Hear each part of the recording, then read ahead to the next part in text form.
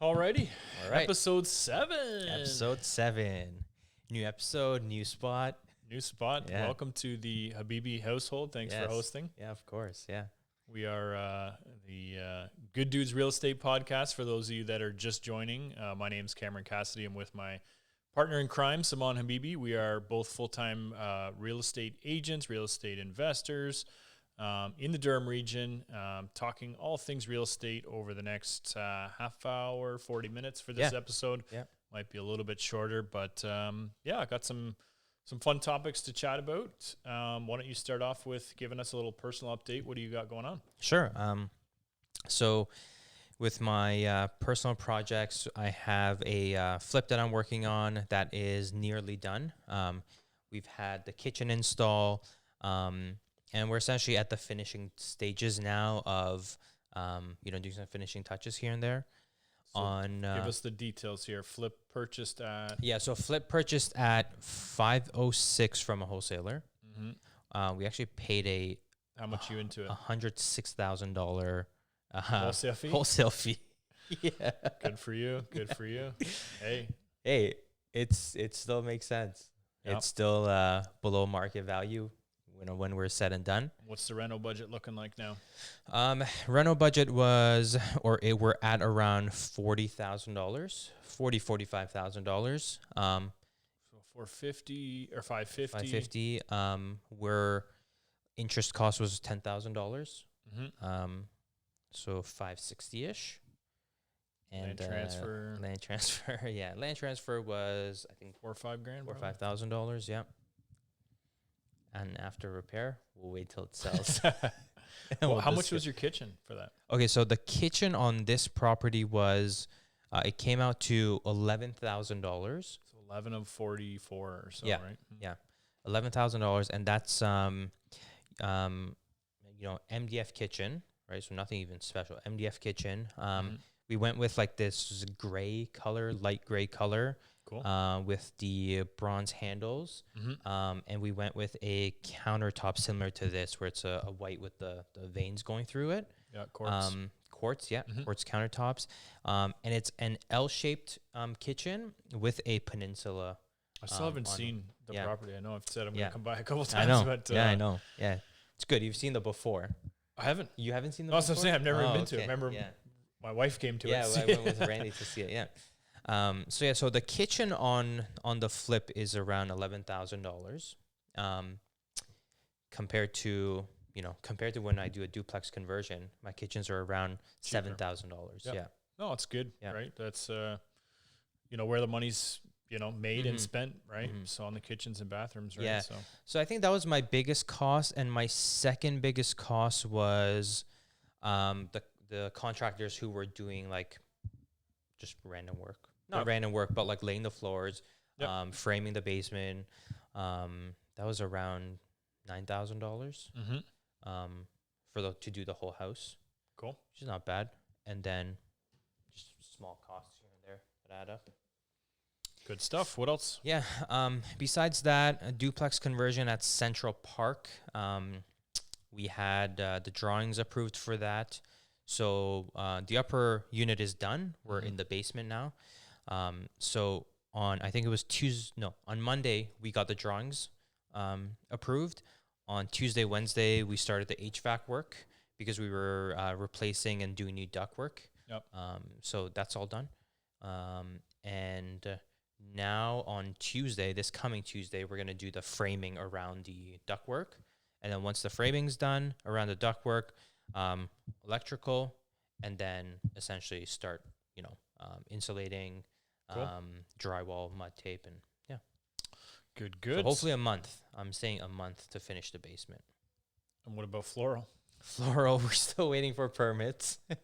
So I'm laughing at him because I got my permits for Madison, which I had a couple of angry messages from him and his partner, who I'm sure will be watching this, going, wait a minute, we submitted our drawings first. Why are you getting your permits? And that's the way you should go sometimes, right? It's unfortunately, it's when they look at it and they see the name on it, Cameron Cassidy. No, hey, that's right. I got my draft. I left it in the hands of the drafter, Clinton. So he I don't know. Maybe he can pull some strings. Let the professionals take care of it. Hey, That's what you did. That's it. So, yeah. Might have to do that next time. Or I got to get closer with the city guys. That's what I. There you go. There you go. Yeah. So but at least for both my conversions, like my upper units are done. Yep. So, you didn't rearrange plumbing or anything, right? No. Yeah. So we kept ours. We didn't finish our bathroom in the Madison one because we rearranged it. We were worried the inspector was gonna come back at us and want to see the plumbing or want to make sure it was done properly. So we left it open, but still got to do the full basement, right? So yeah. Good stuff. That's that. And then on the realtor side, it's been a busy week. I think we did, 2. Albert purchase done. Yeah. So yes, we're doing good. What about yourself? Yeah, keeping busy again. Happy to get permits for Madison, so we're rolling on that. Plumbers started today in the basement, and we had the initial inspection done. My wife was nervous to do that. She's managing the project, right? And I said, just do it. It's good to. Is this her first time dealing with the inspector? She's dealt with them before, but usually with the contractor with them. Yeah. But it's not like we have people that are hired that are doing all the specialty trades, but I still want her to get familiar with talking to the inspectors, and especially with this one where we're legalizing it, right? Which is different from just flipping a property, right? When nothing's really changing. Where here you got the fire code compliance and ceiling heights and egress windows and fire caulking and all the little nuances that the inspectors catch you on and that, right? So yeah.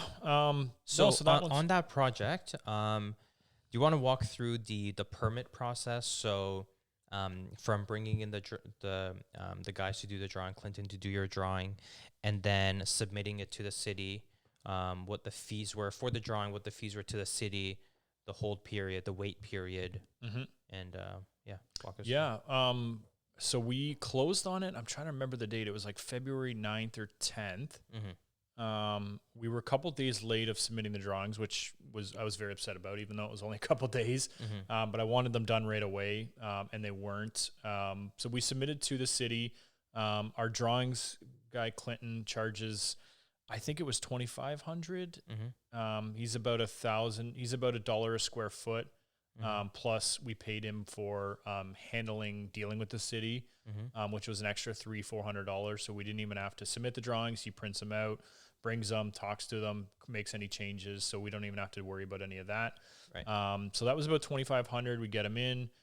It's been about 2 months. So we're middle of April. So it was March, April. Yep. 8 weeks, 9 weeks, which is typically what we're looking at. And the city we owe them, I just had an invoice from them. It was around $500. Yeah. So we're about $3,000 in, so far for drawings, permit process.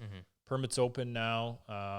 We've kind of done some flooring. We did the kitchen upstairs as well. Some of the minor things, but, we'll kind of get into the rest of the basement apartment, which is the key one, right? Yeah. So, one thing I learned from the floral purchase was that you can actually get the owner. So before you close, you can get the sellers to agree to an owner authorization form, which means they'll cooperate, and then you can essentially start your permit process before closing, which is really good.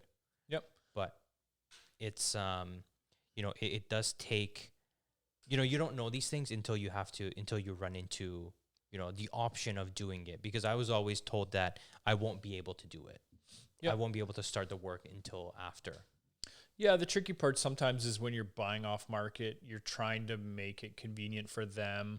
Buying on MLS, for sure, you can negotiate it in, but no, I think it's key if the owner will agree to it. Yeah. Right. Remember, this owner on Madison was an older guy retiring. I'm not going to make him, do anything like that.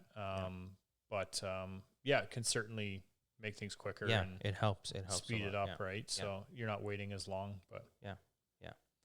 Cool. What else? What about the other projects? Ajax is closed now, and we've got it vacant. So remember that one we held. We had a $50K hold back to make sure give the owner 15 days to get the house cleared. The house looks great. Everything's out.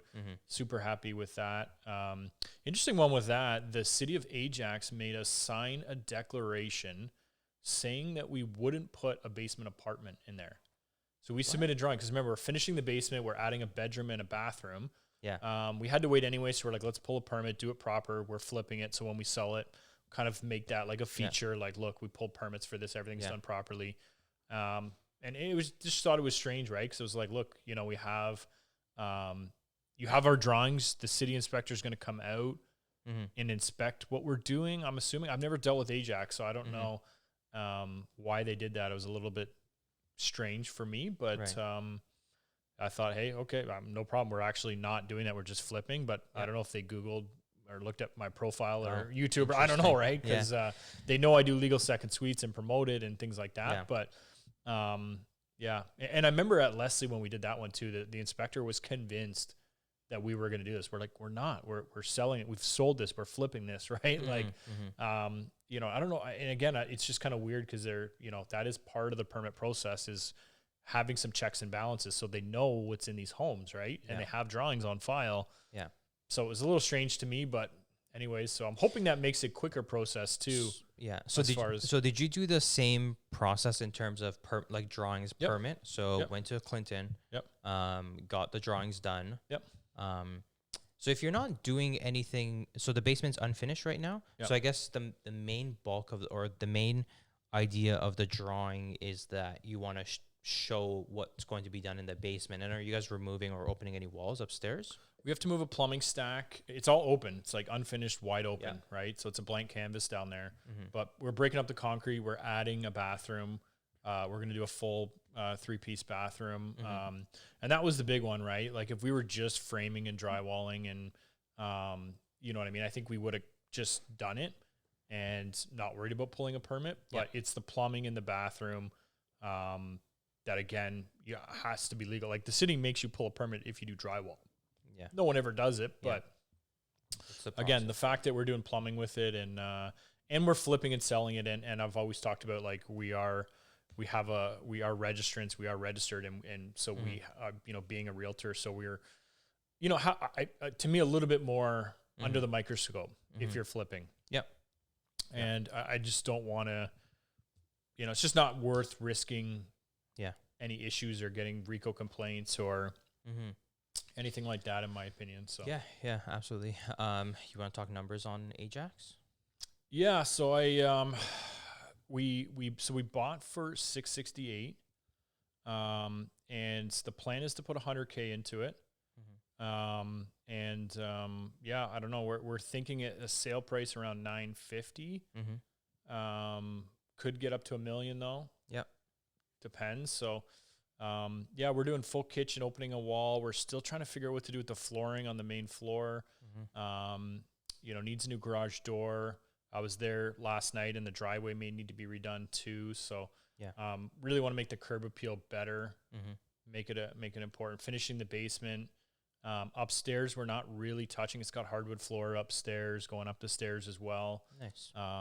It's going to be a 4+1 bedroom, 4-bath home though. So, it's a lot of house. It's a lot of house, and it's weird because it doesn't feel, I don't know what the exact square footage is, but it doesn't feel that big, but it's still a lot of house. And, it's, we're actually budgeted around 90, but I just round up. I actually, just came from the bank getting the check for Randy. So I just said, I'll take 100, spend 100, don't, do something else, upgrade lighting or upgrade kitchen or find somewhere to spend it. But that kitchen's going to look really nice too. And nice. Did you do your before pictures and videos? I did a video last night. I was supposed to post on Instagram, but my mic was all weird. And I was like, shoot, didn't like it. But I told Randy, I'm like, make sure you, before they demo it, do some before pictures. And the house is weird. There's no lights in the house either. When I was videoing last night, it was starting to get dark. There's no lights in the ceilings? Yeah. So there's hardly any.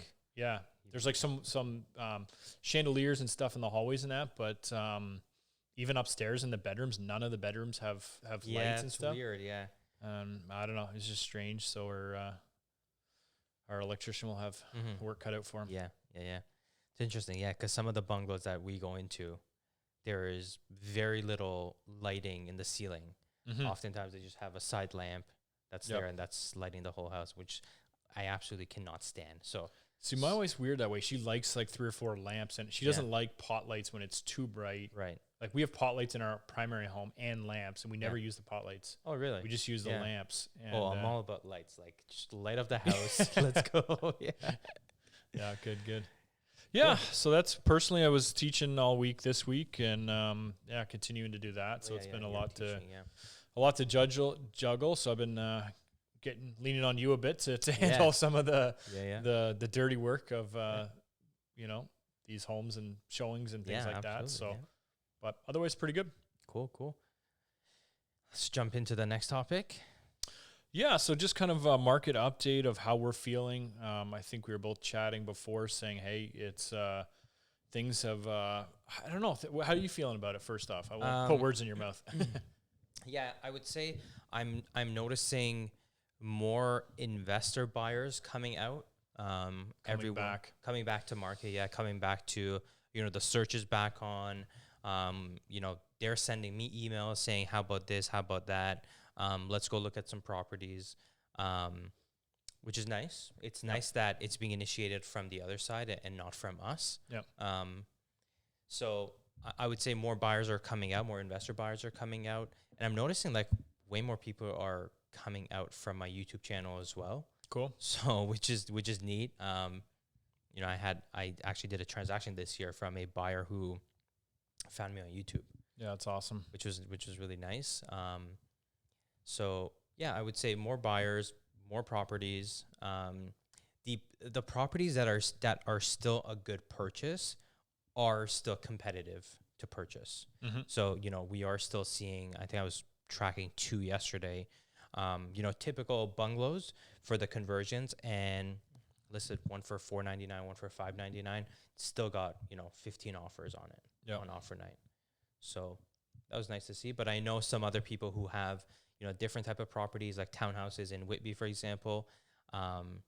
It's hard to get showings. Like I know a listing that's been live for 2 days now in Whitby, and it's had like 4 showings. That's it. Yeah. Oh, you mean hard to get hard to get showings? Yeah. Like, okay. Yeah. I think you meant like hard as a buyer to get showings, like because it was so busy. No. Yeah. You're saying it's slow. Yeah. I find like the cookie cutter homes are struggling a little bit. I know a lot of people that are, reaching out to, get away from the cookie cutter and things like that, or upgrade and things like that. So, yeah, it's interesting. I know we were talking about a property. I'm going to show it twice tonight to 2 different investors. Yeah. You've shown it to 2 investors. Yep. And this one's at $499, right? This one's at $569. Is this one? Yeah, $569. Yeah.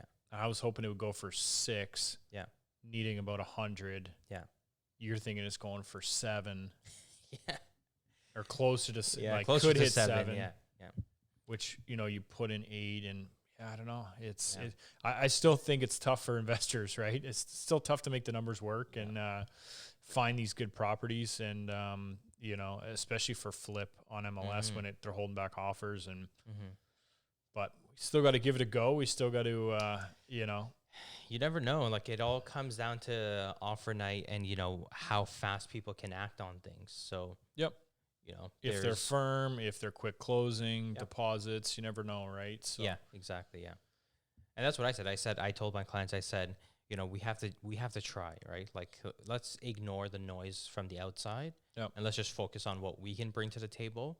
Yep. And, the Albert property this week, we got it conditional on financing. Yep. Right. For 4 days, which, it has been tough in multiple offers too, right? How many offers? Was 6 or 7? I think there was 9 offers and then 5 were given an opportunity to improve. And our improvement included our financing clause in the offer. You already had one in there. We already had one in there. Yeah. They wanted it shorter, right? Yeah. They want a little bit shorter. Yeah. Yeah. Interesting. Yeah. Yeah. No, I think the market's been interesting, and it kind of leads us to our next topic, which is more about the federal housing plan that's supposed to be announced on Monday, right? From the Liberals, and this is always this time of year, right? If people I remember the date specifically. Is Monday the 20th or Monday's the 19th? Why don't you do a walk down memory lane? A walk down memory lane 19th. is April 20th, 2017 is when this was provincial though. This was Kathleen Wynn's plan that she announced was what corrected the housing market back then. So I think now everyone gets a little bit scared when, this time of year's coming around. This time it's the federal government who's been looking at making tweaks and changes and deciding what they want to do. Mm-hmm. The one that we've heard that is coming and talked about is the increase in the stress test. Right. I think it's 4.19 right now, and it's going up to 5.25, something like that. Yep. Something like that. I don't think those numbers are correct, but anyways, going back up to where they were, right? Because they started around this and then they've lowered them, which again won't increase it. But I actually had a call from very interesting, someone who was worried about their qualifying power after, because this is supposed to take into effect June 1st. Mm-hmm. So which is about 45 days away. They called me saying, "Hey Cam, do you think we could buy and sell our home before June 1st?" And I was kind of like, "What? Why? Like, what's the rush? And are you sure you want to, like, it's really going to make that big of a difference?" And I was like, "Go talk to your mortgage broker, look at the numbers. I don't think it's worth that stress." Right. Yeah. But again, it's when people say like, "Oh, like people aren't thinking about it." People know about it. People are thinking about it. What are your thoughts? Do you think that's going to have a big impact on prices? No, not at all. Why not? It's just not a big enough dent. Like, it's just a stress test too, right? It's supposed to, I think the number I heard was 4%. It's going to lower your buying power by 4% only.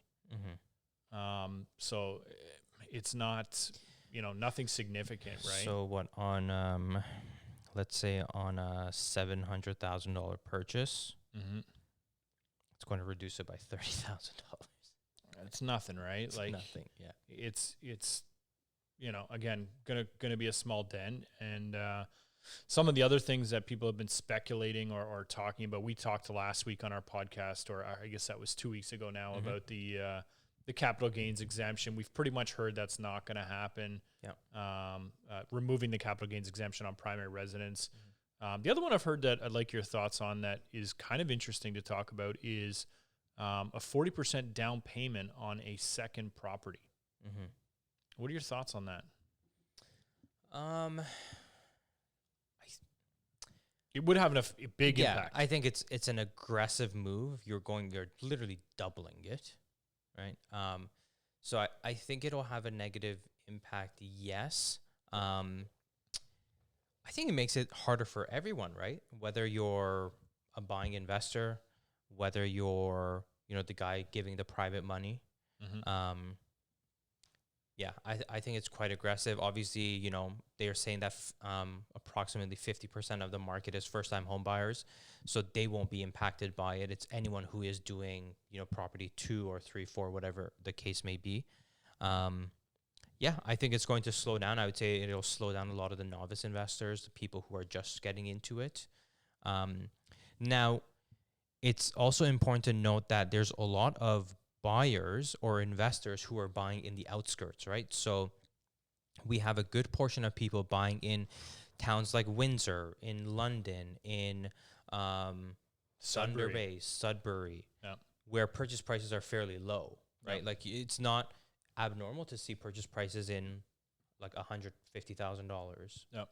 Maybe not in Windsor and London anymore, but in some of those other areas. Mm-hmm. So on the lower purchase prices, maybe it's not going to have that big of an impact. Yep. But in the like GTA and core, on $600,000, now we're talking about $240,000 of cash. Yep. So I think that'll have an impact. Yourself? Yeah. No, I mean, I think it would be, I think it would be smart. Like, again, I'm looking at, I'm one of those people that looks at this thing as like, I can't believe we're allowed to do what we're allowed to do. Mm-hmm. I can't believe we're allowed to buy this many properties, rent them out, be in this business. So I know it sounds crazy, but to me, it's like, how is it this easy to purchase a second home, a profitable business and make money from day one. Mm-hmm. It's just so hard to do, right? So, to me, even the refinance thing, I know one of the other measures they talked about was only being able to refinance up to 65%, because that's what it is for HELOCs, home equity line of credits. But Mm-hmm. they were talking about like any refinance only being allowed to go up to 65%, which makes sense to me, right? Mm-hmm. But, it would again slow down people's ability to access money, which inevitably would slow down the market, right? And the climb in prices. But these are all speculative, measures that I don't think are actually going to come into play. Yeah. I just like talking about them. Yeah. I mean, I guess the one other thing that I saw was eliminating the ability to use home equity line of credits towards any sort of purchase. Which you're not Huge. I mean, to me that there's a lot of, I had an investor who was using a line of credit to purchase entire properties in Peterborough, student rentals, Mm-hmm. and 400,000, 410, right on a line of credit, right? And just crazy to me. And so in that scenario, they would purchase the property on a home equity line of credit, Mm-hmm. do whatever they need to do, rent it out, and then after a year try and go to a conventional mortgage? No. Just keep it on the home equity line of And credit? just pay it down, right? And like pay they it were down. student rental bringing in $3,600 to $4,000 a month, Yeah. $3,600 to $4,000 a month, and just pay down it. And after a year or two of paying it down, they'd I don't know if they would put it on mortgage or if they end up mortgaging, because he has 3 of them now. So, Mm-hmm. and all of them couldn't have been on a line of credit, but Yeah. I know his initial purchase was, but he wasn't really stabilizing them or anything, right? He was buying them turnkey, Holding on, buying them, renting them out, and Mm-hmm. hanging on to them and doing Mm-hmm. well with it. So Yeah. should check in with them. Yeah. So I think that's one of the measures where it'll eliminate some people. But again, like, you're eliminating home equity line of credit, it still doesn't stop people from, let's say, now that that option's not available, now people are going to look for, other ways. So for example, like, go find a money partner. Yep. Someone who has the cash to do it. Yeah. There's always a way and always a way around things. Yep. And that's why I think they're afraid of who they're targeting with Mm-hmm. these changes, right? And a lot of times it's the first time home buyer. It's people that, shouldn't be targeted. Yeah. Right. That get affected here. So Yeah, I agree. Yeah, so I guess the day is on Monday, right? Monday we'll find out. So maybe next podcast we can talk about some of those changes. yeah, we'll give an update on it Yeah. and talk a little bit about it. I think next podcast, I'd like to talk about the wild world of condos. Oh yeah. Like just what's happening with these platinum access agents and Oh yeah. the whole system Yeah. behind that has been blowing my mind Yeah. since all these whippy condos coming up. And Yeah. I know you're involved in them a little bit. Mhm. And I don't know if you're platinum status yet, are you? Everyone's platinum status. Everyone can call And themselves that's it. platinum status. That's it. It's like, what is Yeah. going on here? And Yeah. I mean, any Toronto agents watching this will be like, Yeah. what are these Durham folks talking about? But Yeah. remember, we don't have a lot of condos out here, right? Yeah. Like we're Yeah. not doing the same volume as the downtown Toronto people are doing. But now there's 4 or 5 projects coming. And, we kind of got to, get into that world. And what triggered you to talk about platinum access? Well, the realtors? landing How much coming, money they right? make? Well, in just the whole system, right? Like we're trying to Yeah. figure out who's working with who. Yeah. What are these worksheets talk? Like you got to submit these worksheets and Yeah. hope that the builder picks you. Yeah. The builder, has you buy the balls. Excuse my language. Like For 4 years. for 4 years, and you're Yeah. hoping. I mean, it seems like the wild, wild west with Yeah. these. You're essentially buying them off market, right? Like nobody has a listing agreement per se with these builders. They're all working by themselves, so they're not regulated. Mm-hmm. They can do whatever they want. Mm-hmm. They want, right? So I don't know. To me, it's interesting how they give access, and I guess maybe we're getting into it a little too deep, but we'll talk a little bit more about it next week. I We'll think keep and that for next week. Yeah. talk about it, maybe a little preview there. But other than that, we're a pretty short episode this week. Do you want to talk about anything else, or? No, I'm good. Sounds good. Short and sweet this week. Yeah, short and We're sweet this week, COVID announced are happening this afternoon as well too. Yeah. So hopefully we'll see what happens with that. We may be back in the Habibi household. We may be back. Weeks. Yeah, we may be back, or we may even do. Maybe we can do a drive to each of the properties and just do a film and talk about some things on site and some or something. Yeah, challenges maybe on show site. people around. Yeah, that might be cool. Cool. Yeah. Awesome. Thanks, everyone. Thank you for watching. Please remember to like and subscribe to our YouTube channel just so you can stay up to date with any new content coming out. And we just wanted to thank everyone for watching.